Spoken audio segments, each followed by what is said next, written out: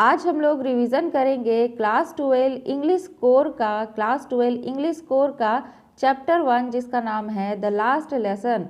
इस चैप्टर से हम लोग बहुत सारे ऑब्जेक्टिव क्वेश्चन आंसर्स को अभी रिवीजन करेंगे। अगर चैनल पर पहली बार आए हैं तो चैनल को सब्सक्राइब जरूर करें, क्योंकि हमारे चैनल पर आप लोग को परीक्षा के लिए जितने भी इम्पोर्टेंट क्वेश्चंस हैं सारे के सारे करवाए जाएंगे। हम लोग सारे क्वेश्चंस को बहुत अच्छा से इंग्लिश और हिंदी में विस्तार से समझते हुए रिवाइज करेंगे। हर क्वेश्चन हम आप लोग को बहुत डिटेल में बताएंगे ताकि आप लोग को किसी तरह का कोई परेशानी ना हो। तो इसीलिए चैनल को सब्सक्राइब जरूर करें। यहाँ पे आप लोग को एग्जाम से जुड़े हुए सारे क्वेश्चन और सारे अपडेट्स मिलेंगे। चलिए अब एक एक करके सारे प्रश्नों को हल करते हैं।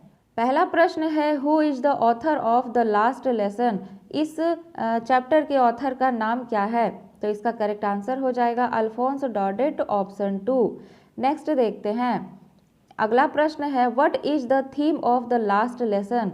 इस चैप्टर का जो थीम है यानी कि जो विषय है वो क्या है? तो इस चैप्टर में बात किया गया है खुद का जो मातृभाषा होता है ना, उससे जो प्रेम होता है उसके बारे में। तो ऑप्शन 1 हो जाएगा love for one's own language, option 2 हो जाएगा फ्रीडम यानी कि स्वतंत्रता, और ऑप्शन 3 हो जाएगा पेट्रियोटिज्म यानी कि देशभक्ति।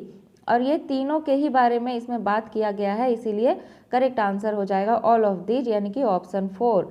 चलिए नेक्स्ट देखते हैं। अगला प्रश्न है, what does the last lesson symbolise. ये जो चैप्टर है ये क्या दर्शाता है? तो इसका आंसर हो जाएगा lost of language and freedom, मतलब अपनी मातृभाषा को खोने का और अपने स्वतंत्रता को खोने का जो दुख है उसी के बारे में ये चैप्टर है। तो ऑप्शन 4 हो जाएगा करेक्ट आंसर। अगला प्रश्न है, which country was defeated in the Franco Prussian war. ये जो फ्रैंको प्रोसियन वॉर हुआ था इसमें कौन सा कंट्री हार गया था? तो हम लोग जानते हैं कि जो फ्रांस है वो हार गया था, ठीक है, प्रोसिया से हार गया था, है ना। तो करेक्ट आंसर हो जाएगा ऑप्शन 1। आगे बढ़ते हैं। नेक्स्ट क्वेश्चन है, what is the setting of the last lesson. इस चैप्टर का जो सेटिंग है वो कब किया गया है, मतलब किस समय का ये चैप्टर बनाया हुआ है? तो जब फ्रैंको प्रोसियन वॉर चल रहा था, जब फ्रांस और प्रोसिया के बीच में युद्ध चल रहा था, उस समय पे इस कहानी को बनाया गया है, ठीक है, उसी समय के टाइमलाइन में। तो ऑप्शन 1 हो जाएगा करेक्ट आंसर। नेक्स्ट क्वेश्चन है, what does the marching of soldiers under the window represent. ठीक है, खिड़की के नीचे जो सोल्जर्स मार्च कर रहे थे ये क्या रिप्रेजेंट करता है? तो ये रिप्रेजेंट करता है डाउन ऑफ प्रोसिया इन फ्रांस, यानी कि अब से प्रोसिया का जो राज है वो फ्रांस पे चलेगा, यानी कि फ्रांस पे अब से प्रोसिया का राज होगा। नेक्स्ट क्वेश्चन है, who was M Hamel. M Hamel कौन थे? तो वो एक फ्रेंच लैंग्वेज टीचर थे, ठीक है। तो ऑप्शन 2 हो जाएगा करेक्ट आंसर। अगला प्रश्न देखते हैं, which language was taught by M Hamel in school. M Hamel कौन सा भाषा पढ़ाते थे स्कूल में? तो वो पढ़ाते थे फ्रेंच लैंग्वेज, ठीक है। तो ऑप्शन 2 हो जाएगा करेक्ट आंसर। आगे बढ़ते हैं। अब हमारा अगला प्रश्न है, which country did Franz belong to. जो फ्रेंच था ना वो किस कंट्री से बिलोंग करता था, कहाँ का रहने वाला था? तो हम लोग जानते हैं कि फ्रांस का कहानी है, तो जो फ्रेंच है वो कहाँ का रहने वाला होगा? फ्रांस का ही, ठीक है। तो ऑप्शन 3 हो जाएगा करेक्ट आंसर। अगला प्रश्न देखते हैं, on his way to school Franz says that he had the strength to resist. अब इसमें कहा जा रहा है कि जब वो स्कूल जा रहा था तो उसके पास ताकत था खुद को रोकने का, किस बात को लेकर, ठीक है। तो देखिए इसका आंसर हो जाएगा कि वो स्कूल नहीं जाना चाहता था, ठीक है, वो स्कूल नहीं जाना चाहता था, लेकिन फिर वो अपने आप को समझा लेता है कि नहीं हमको स्कूल जाना चाहिए। तो ऑप्शन 3 हो जाएगा करेक्ट आंसर। अगला प्रश्न देखते हैं, what lesson was Franz expected to be prepared with for school that day. उस दिन फ्रेंच से कौन सा लेसन प्रिपेयर करके आने को कहा गया था, मतलब उसको क्या होमवर्क दिया गया था?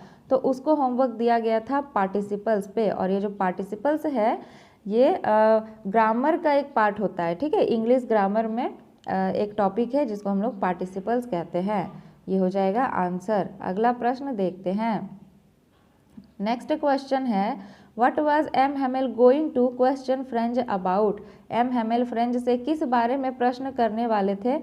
तो सेम ये वही क्वेश्चन हो जाएगा जो ऊपर वाला क्वेश्चन है, कि जो फ्रेंच है उसको किस बारे में होमवर्क दिया गया था, तो पार्टिसिपल्स था, और एम हैमेल उससे किस बारे में क्वेश्चन करने वाले थे, तो पार्टिसिपल्स ही था। ठीक है, तो ऑप्शन 1 हो जाएगा इसका करेक्ट आंसर। आगे बढ़ते हैं। नेक्स्ट क्वेश्चन है, how did French feel about attending school that day. उस दिन जब फ्रेंच स्कूल जाता है तो उसको कैसा फील हो रहा था। इसका आंसर हो जाएगा स्केर्ड एंड एंजियस, क्योंकि वो होमवर्क नहीं किया था, इसीलिए वो पूरा डर डर के स्कूल जा रहा था। नेक्स्ट प्रश्न है, what was there in front of bulletin board. Bulletin board के सामने क्या था, तो बुलेटिन बोर्ड के सामने बहुत ज़्यादा भीड़ लगा हुआ था, तो इसका आंसर हो जाएगा अ क्राउड। ठीक है, ऑप्शन 2। अगला प्रश्न देखते हैं। नेक्स्ट प्रश्न है, from where did the order come to teach only German in the district of Alsace and Lauren.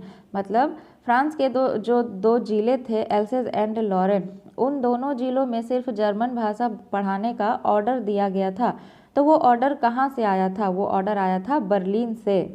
Next प्रश्न देखते हैं। अगला प्रश्न है, what order from Berlin had been put up on the bulletin board.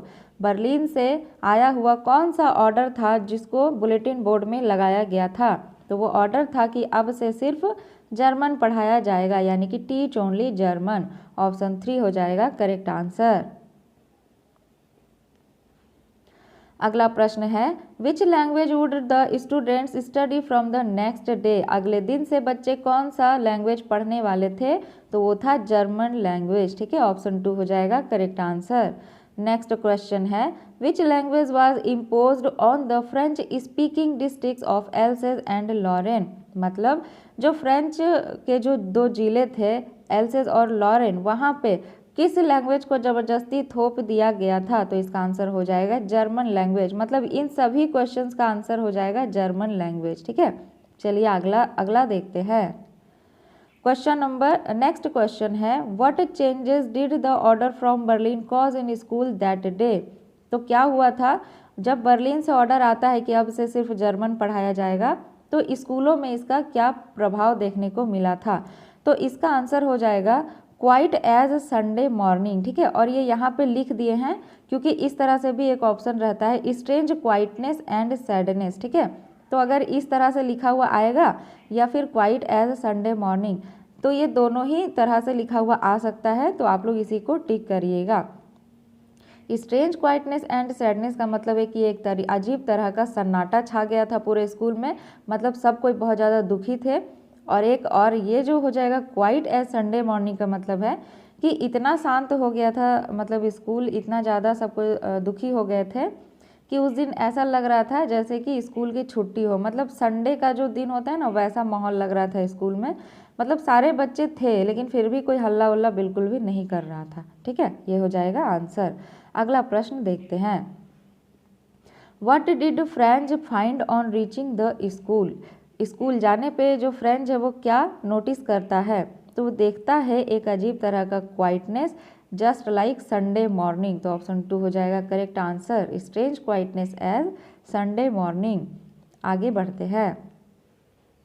Next प्रश्न है, what made Franz shock to see M Hamel. M Hamel का कौन सा लुक या बिहेवियर देख के जो फ्रेंच है वो बिल्कुल शॉक्ड रह जाता है। तो एम हैमेल उस दिन फॉर्मल ड्रेस पहन के आए थे, मतलब बहुत अच्छे से ड्रेस पहन के आए थे, तो ऑप्शन 1 हो जाएगा करेक्ट आंसर। अगला प्रश्न है, which attitude of M Hamel surprised French.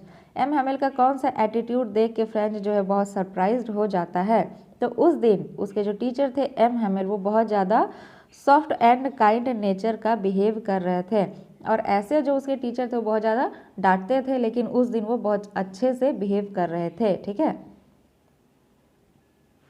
Next प्रश्न है, who set on the back benches of the last French class. उस लास्ट फ्रेंच क्लास में पीछे के बेंचेस पे कौन कौन बैठा था, तो इसका आंसर हो जाएगा द विलेज एल्डर्स, यानी कि गांव के जो बूढ़े लोग थे वो लोग बैठे हुए थे, तो ऑप्शन 3 हो जाएगा करेक्ट आंसर। चलिए नेक्स्ट देखते हैं। अगला प्रश्न है, who was surprised of M Hamel's kind and polite behaviour. मतलब एम हैमेल का जो काइंड और पोलाइट बिहेवियर था उसको देख के कौन सरप्राइज्ड था, तो फ्रेंच सरप्राइज्ड था, तो ऑप्शन 1 हो जाएगा करेक्ट आंसर। नेक्स्ट प्रश्न है, what did हैमिल bring for his class on his last day in the school. School के लास्ट दिन में जो एम हैमिल थे उस दिन बच्चों के लिए क्या लेकर आए थे, तो लाए थे न्यू नोटबुक्स। ऑप्शन 2 हो जाएगा करेक्ट आंसर। और उस नोटबुक्स में लिखा हुआ था फ्रांस एल्सेस, फ्रांस एल्सेस। ठीक है, अगला प्रश्न है what did M Hamel say about French language in the last lesson. French language के बारे में जो एम हैमिल है वो क्या क्या कहते हैं, तो बताते हैं, मतलब वो अपनी भाषा का तारीफ करते हैं और बताते हैं कि ये दुनिया की सबसे सुंदर भाषा है, सबसे क्लियर भाषा है और सबसे लॉजिकल भाषा है। तो करेक्ट आंसर हो जाएगा ऑप्शन 4 ऑल ऑफ दीज। चलिए नेक्स्ट देखते हैं। अगला प्रश्न है who called the French language the most beautiful because it was the clearest and logical. अपनी भाषा को, मतलब जो फ्रेंच लैंग्वेज था उसको सबसे ज़्यादा सुंदर लैंग्वेज कौन बोल रहे थे, तो वो थे एम हैमिल। तो ऑप्शन 2 हो जाएगा करेक्ट आंसर। नेक्स्ट प्रश्न है when people are enslaved what key do they have to the prison according to M Hamel. M Hamel के अनुसार जब लोगों को गुलाम बनाया जाता है तो ऐसा कौन सा की होता है, ऐसा कौन सा चाबी होता है जिसके द्वारा लोग उस गुलामी से स्वतंत्र हो सकते हैं, तो इसका आंसर हो जाएगा देयर लैंग्वेज, यानी कि उनकी अपनी मातृभाषा, क्योंकि वो अपनी मातृभाषा में बात करके कुछ ना कुछ रास्ता निकाल सकते हैं और उस गुलामी से स्वतंत्र हो सकते हैं। आगे देखते हैं। नेक्स्ट प्रश्न है for how many years did M Hamel serve the school. M Hamel कितने सालों से उस स्कूल में पढ़ा रहे थे, तो इसका आंसर हो जाएगा ऑप्शन 4 40 सालों से। अब लास्ट क्वेश्चन है हमारा expression thunder clap in the lesson the last lesson means. ये जो वर्ड दिया गया है थंडर क्लैप, इसका मीनिंग क्या है, तो इसका मतलब होता है स्टार्टलिंग एंड अनएक्सपेक्टेड, मतलब जिस चीज़ का उम्मीद ना किया गया हो। ठीक है, क्योंकि जब फ्रेंच स्कूल जाता है तो उसको अचानक से ये पता चलता है कि अब से उसका फ्रेंच लैंग्वेज को छीन कर ज़बरदस्ती जर्मन भाषा वो लोग पे थोप दिया गया है और वो लोग को ज़बरदस्ती जर्मन भाषा सीखना पड़ेगा। ठीक है, तो उसको इस चीज़ का बिल्कुल भी उम्मीद नहीं था, ऐसा कुछ सुनने का या फिर ऐसा कुछ समझने का। ठीक है, तो वो अचानक से चौंक जाता है और वो कहता है कि हमको ऐसा फील हुआ जैसे कि मेरे ऊपर आसमान से बिजली गिर गया हो। ठीक है, इसीलिए थंडर क्लैप का यूज किया गया है। तो ऑप्शन 3 हो जाएगा करेक्ट आंसर। तो हम लोग का जो इम्पोर्टेंट ऑब्जेक्टिव क्वेश्चन आंसर्स है द लास्ट लेसन से वो कंप्लीट हो गया है। बच्चों चैनल को सब्सक्राइब जरूर करिए क्योंकि इससे आप लोग को बहुत ज़्यादा हेल्प मिलेगा। तो जल्दी मिलते हैं नेक्स्ट वीडियो में। नेक्स्ट वीडियो में हम लोग नेक्स्ट चैप्टर को कवर करेंगे।